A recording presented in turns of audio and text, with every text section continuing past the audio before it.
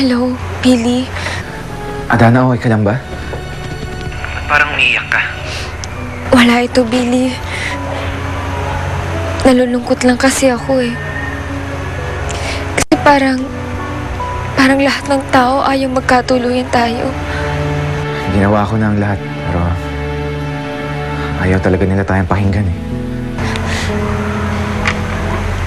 Pero anong gagawin natin? Adana, tayo ang nagmamahalan. Buhay at kaligayahan natin ang nakasalalay dito. Sa tingin mo ba, sasaya tayo pag sinunod natin sila? Hindi, di ba? Billy, hindi kita maintindihan. Ano bang sinasabi mo? Hindi tayo makikinig sa kanila, Adana. Maraming beses naman na natin silang pinakinggan eh. Ngayon tayo naman ang dapat masunod. Billy, ano ba talaga sinasabi mo? May iba pang paraan para magkasama tayo.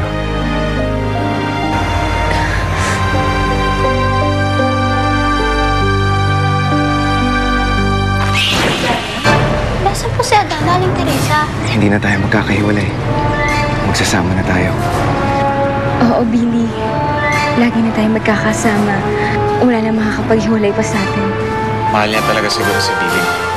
Pero hahanapin ko sila, Berhel. Kahit anong mangyari, kukunin ko si Adana kay Billy. Mayo, alakdan. Hindi na gumagalaw, ma. Patay na yata.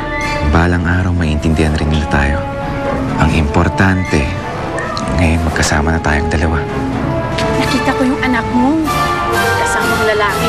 Baka pwedeng samahan mo kami. Adana?